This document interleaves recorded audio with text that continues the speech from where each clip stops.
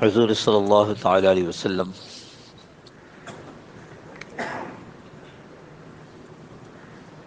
حضرت ام ہانی رضی اللہ تعالی عنہا کے گھر میں آرام فرما رہے تھے. چھت پھٹی اور اس میں سے حضرت جبرائیل علیہ السلام دیگر فرشتوں کے ساتھ تشریف لائے.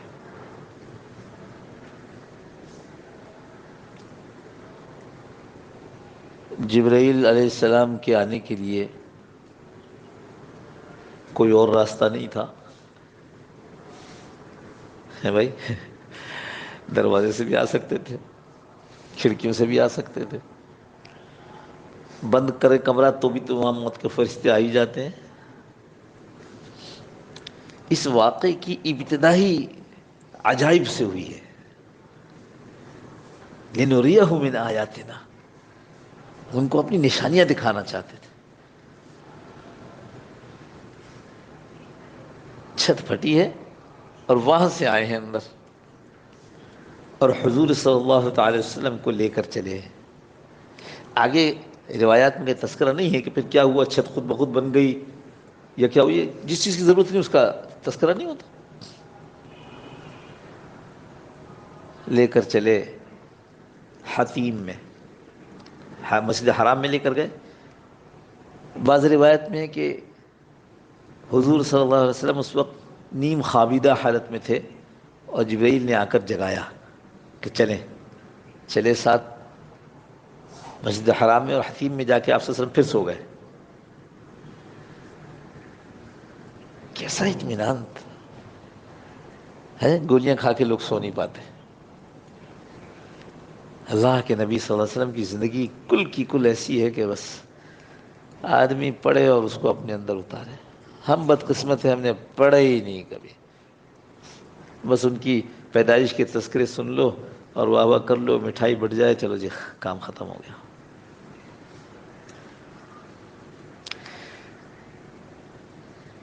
پھر جبرائیل اور میکائیل جنت سے حوض کوثر کا پانی لے کر آئے.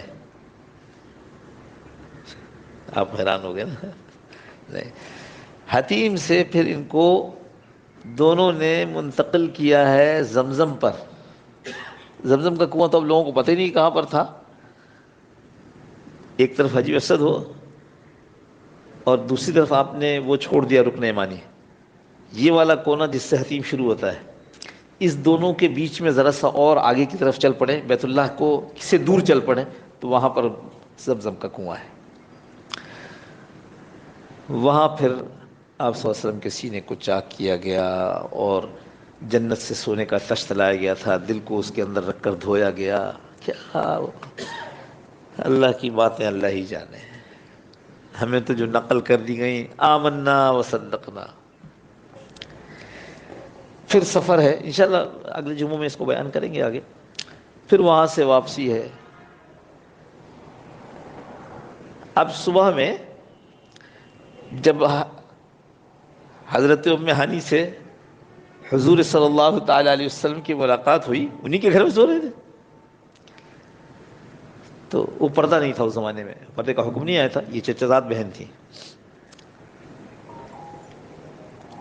غالباً چچا زاد بہن تھی اگر میں غلط نہیں ہوتا. چلو اگلے جمعے کو اس کی تصدیق بھی کر دیں گے, میں اور تصدیق کر لوں. خیر, مگر مسلمان تھی. صبح کو جب رسول اللہ صلی اللہ علیہ وسلم نے بتلایا کہ تمہارے گھر میں آج میرے ساتھ یہ واقعہ پیش آیا, کہنے لگی اللہ کے رسول صلی اللہ علیہ وسلم, آپ کسی اور کو یہ واقعہ نہیں سنائیے گا. ہمدردی, آپ کسی اور کو یہ واقعہ نہیں سنائیے گا. لوگ پہلے ہی آپ کو اتنا کچھ بولتے ہیں, جب آپ یہ سنائیں گے تو لوگ پتہ نہیں آپ کا کیا کیا مذاق اڑائیں گے.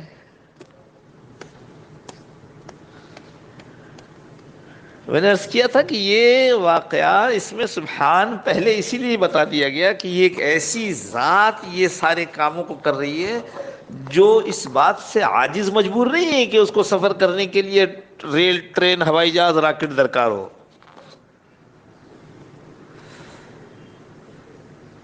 اس کو سفر کرنے کے لیے ضروری نہیں ہے کہ اس کو 1 گھنٹہ اور 1 دن اور 24 گھنٹہ اور 24 دن چاہیے ہو. اس کے ارادے کا نام وجود ہے.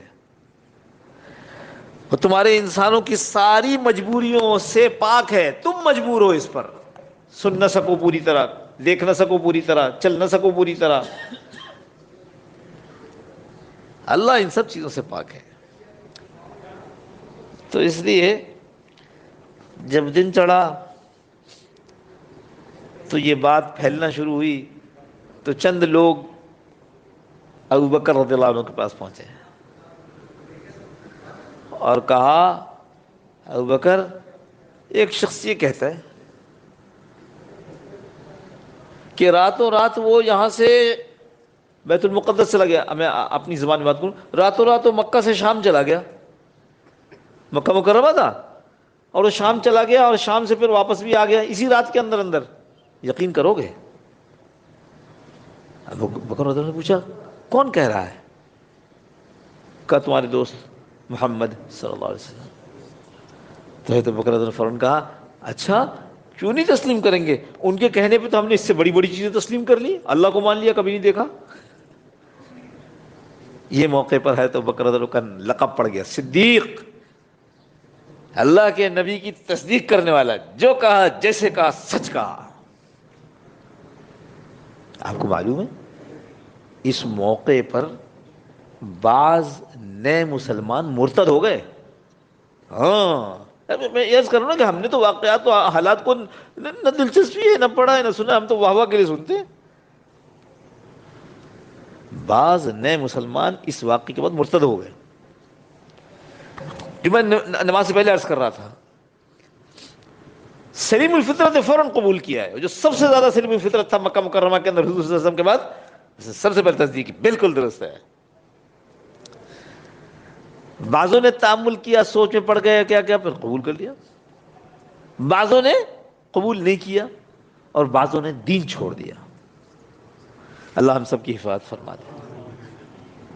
حضور صلی اللہ علیہ وسلم کا کہا بالکل سچ. اس موقع پر اس جو بات عرض کرنی مقصود ہے وہ یہ کہ ہم مسلمانوں کے اندر بھی ایک روایت نہیں کہنا چاہیے، ایک ڈھنگ بن گیا ہے کہ وہ ہر قسم کی چیزیں دیکھتے ہیں، سنتے ہیں، پڑھتے ہیں. جب منع کرو تو کہتے ہیں اوہ بھائی کیا ہو گیا، اچھی بات ہی تو کہہ رہا تھا نا، اچھی بات تو کہہ رہا تھا. یہ مت دیکھو کون کہہ رہا ہے، یہ بات دیکھو کیا کہہ رہا ہے، کتنی اچھی بات، کتنی پیاری بات کی ہے. یہ غلط ہے، یہ بالکل غلط ہے.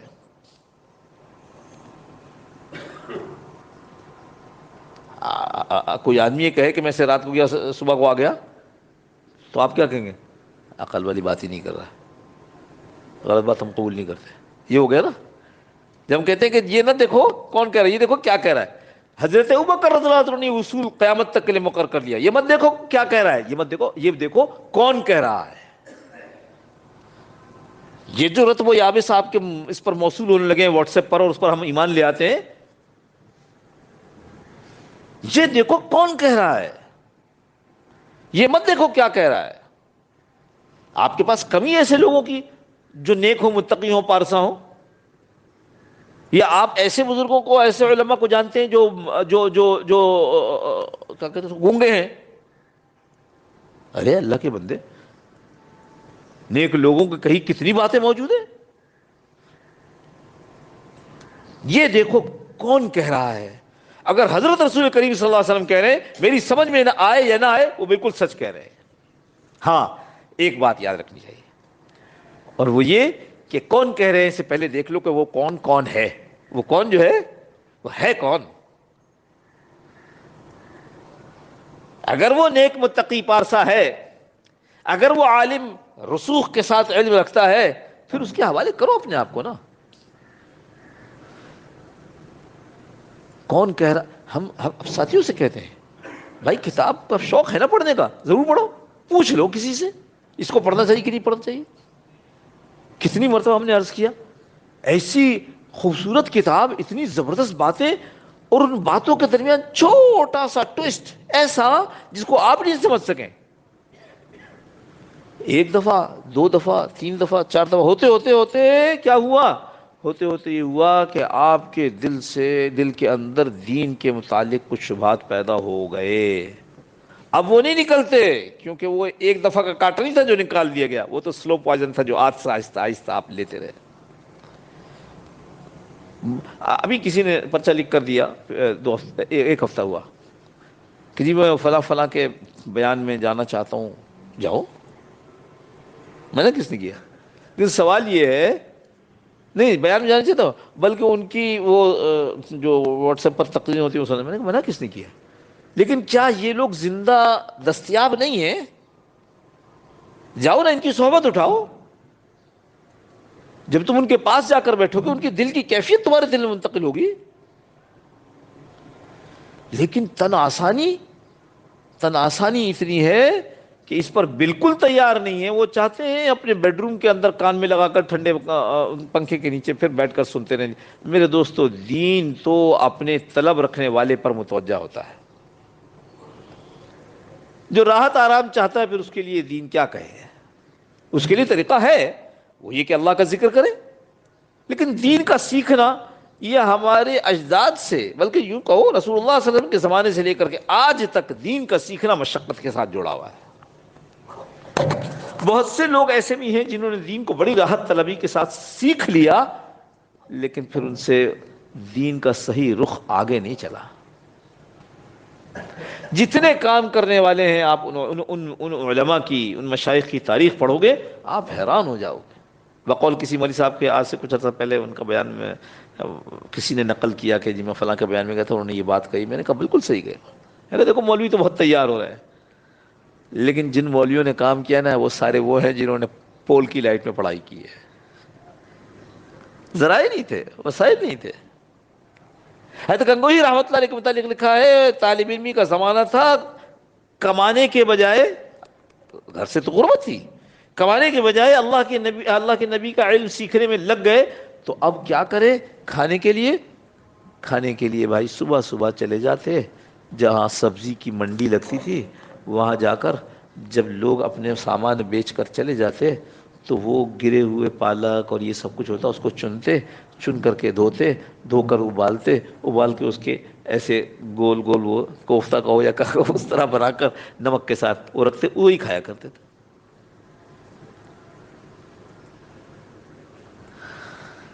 اللہ.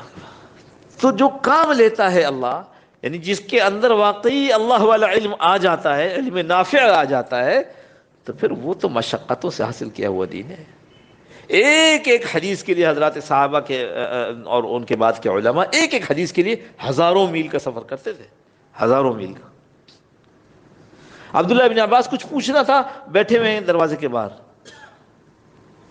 بہت تاخیر سے دروازہ کھلا اور صاحب خانہ باہر نکلے. انہوں نے عبداللہ بن عباس کو دیکھا، ارے آپ صلی اللہ علیہ وسلم کے بھتیجے، نبی صلی اللہ علیہ وسلم کے بھتیجے، ارے آپ آئے تھے تو دستک دے کرنے نہیں، مجھے کچھ علم حاصل کرنا تھا تو میں آپ کو کیسے تکلیف دیتا، میں نے آپ کا انتظار کیا.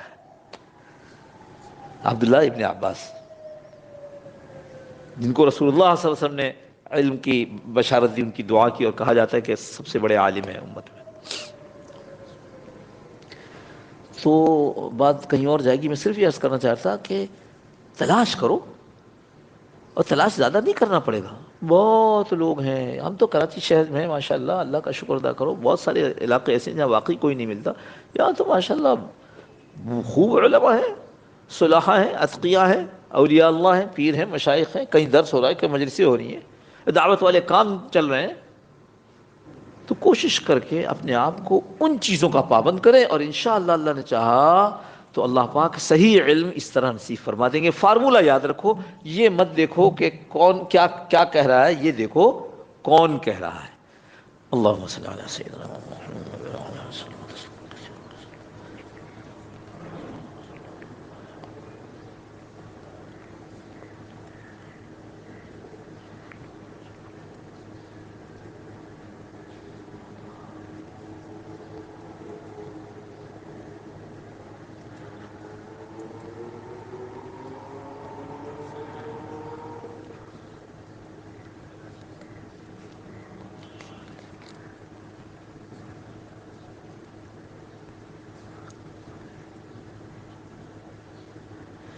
اللهم ربنا تقبل منا إنك أنت السميع العليم وتب علينا يا مولانا إنك أنت التواب الرحيم. وصلى الله تعالى على خير خلقه محمد وعلى آله وصحبه أجمعين برحمتك يا أرحم الراحمين. جزاكم الله خير. السلام عليكم ورحمة الله وبركاته.